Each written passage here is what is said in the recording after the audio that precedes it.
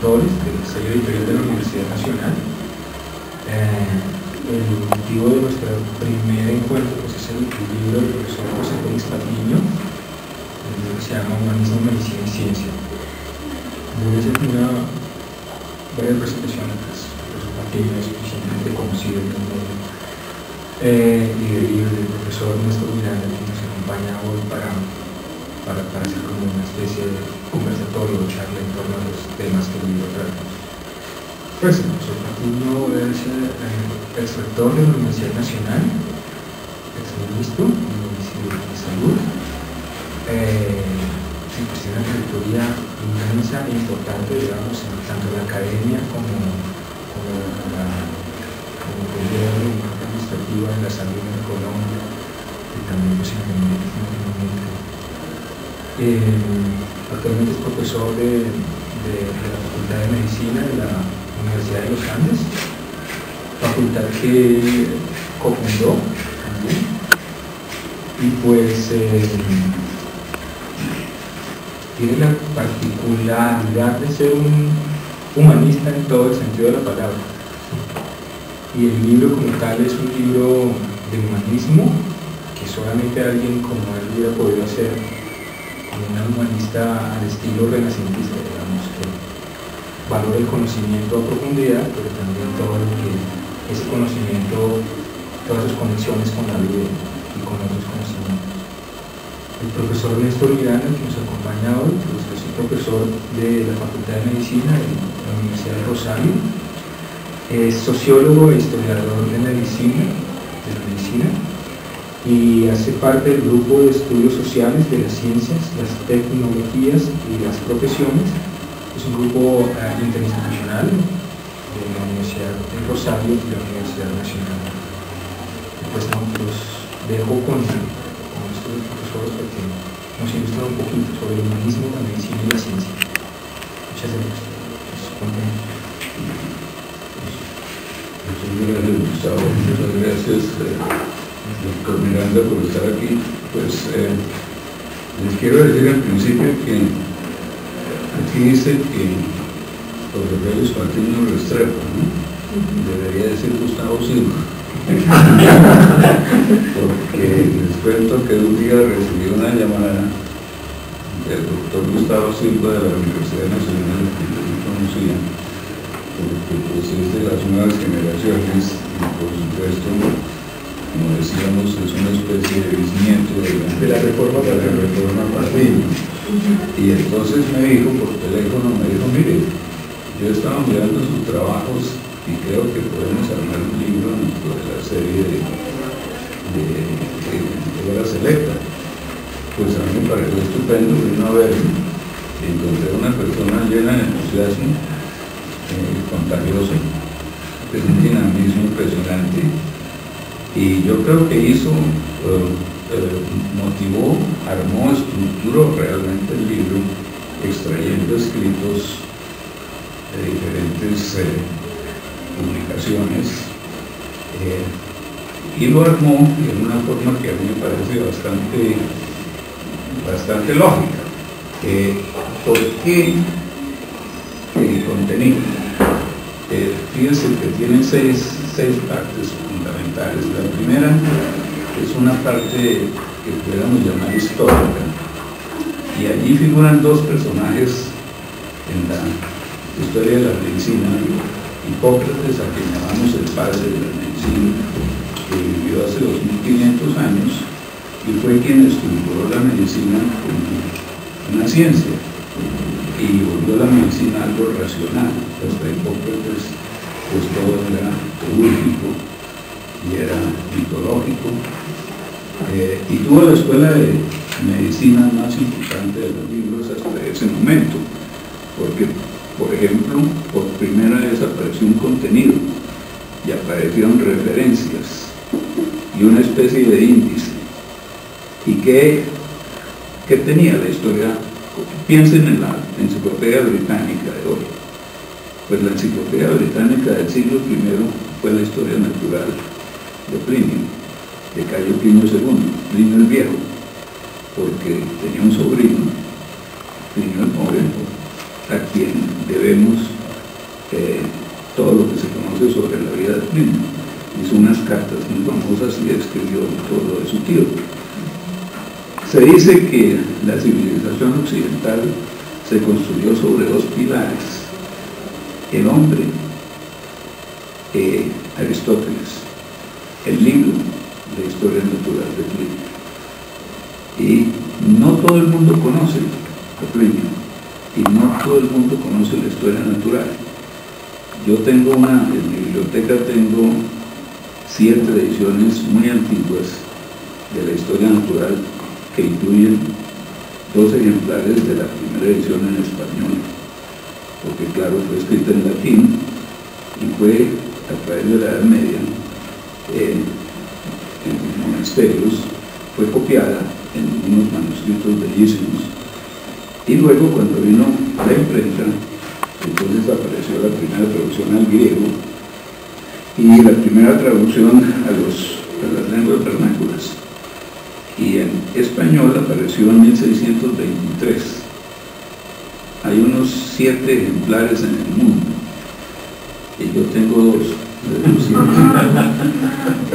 Y tengo 2, ¿por qué? Porque el primero lo adquirí aquí en Bogotá, curiosamente, cuando el doctor Rafael Martínez Briceño, quien tuvo la biblioteca más importante, yo creo que tuvo Colombia, y yo era rector de la universidad en ese momento, y traté de comprarla para la Universidad Nacional, diciéndole que él podía seguir usándola hasta su muerte.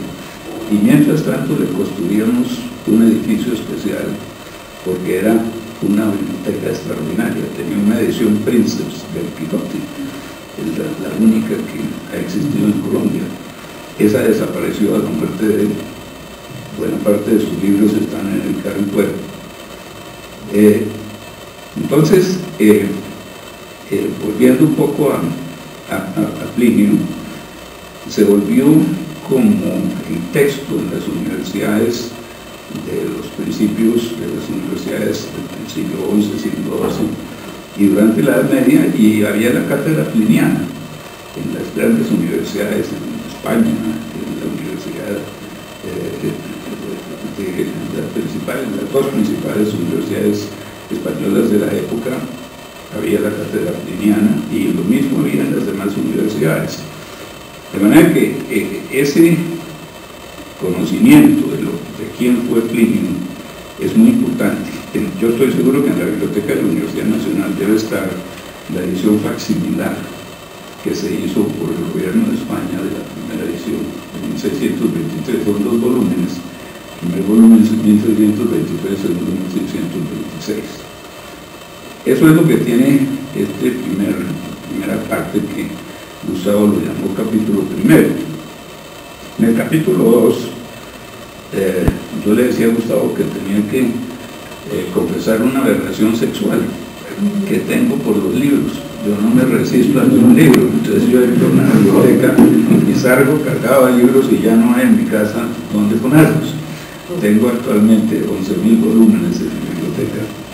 Entonces el libro, como el más maravilloso instrumento creado por el hombre y que será inmortal, por más que tengamos los nuevos métodos, y yo soy muy aficionado a la informática y tengo una cantidad de computadores y ando con el iPad y con todo, pero el libro impreso no se va a acabar nunca. El libro impreso es algo que seguramente podemos calcular.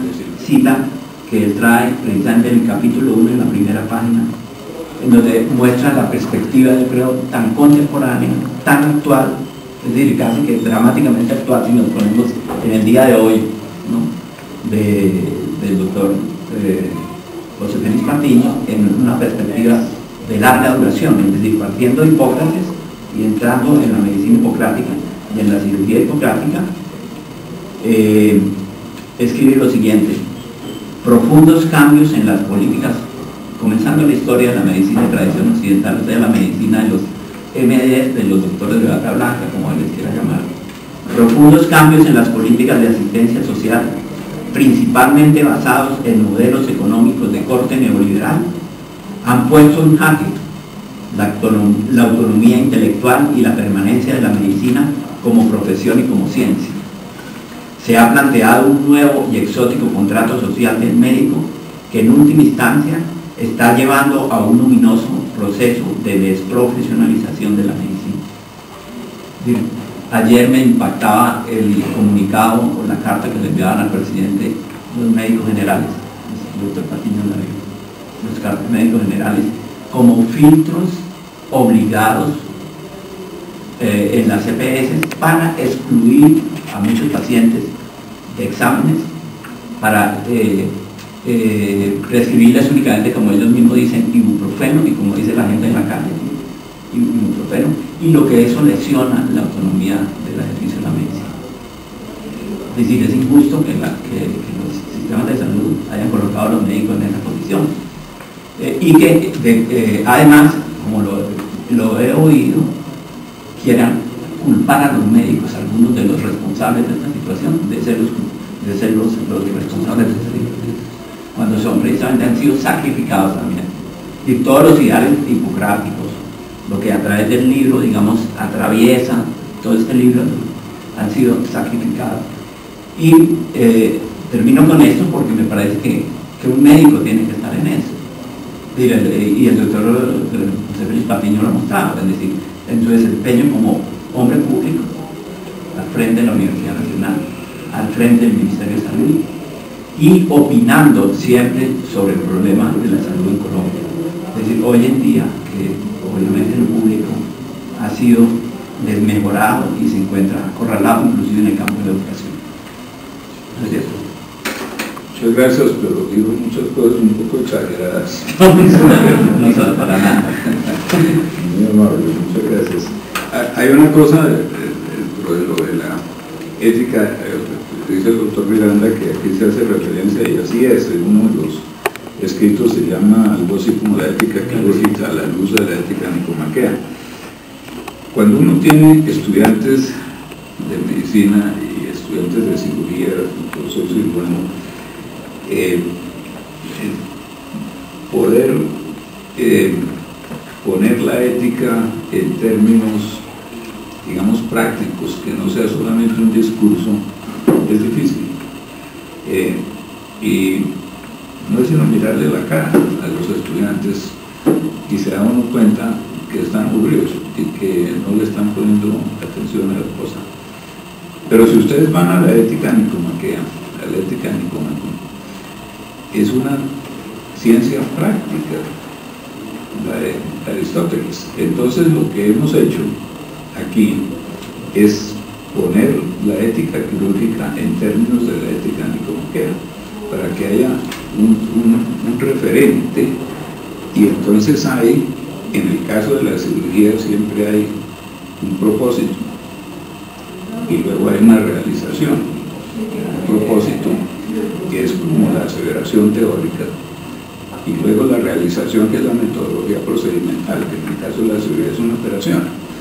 Entonces uno puede tener un propósito bueno y una mala ejecución. ¿Alguna pregunta o algo de ustedes? No, yo quería felicitarlo porque pues, de las palabras que ustedes mencionaron realmente me sentí motivado cuando por suerte supe la presentación del libro y pues coincido en que el profesor José Luis Patiño pues, es un referente en la medicina y pues no se podía perder esta oportunidad de escuchar de su propia voz la presentación del libro. Muchísimas gracias. Yo quería adicionar una cosita. El profesor Patiño al inicio nos contó que había como dos tipos de libro: uno literario, tipo arte, que uno disfruta cuando lee, y uno muy académico, científico, que se está actualizando, que tiene conocimientos duros y ciertos. Yo creo que no le faltó decir que su libro hace parte de una tercera categoría, que es un libro que tiene conocimientos ciertos y duros, pero que se disfruta cuando se lee. Se llama la tercera cultura. La tercera cultura, que el mismo llama. Muchas gracias por todo. Soy el profesor Patiño.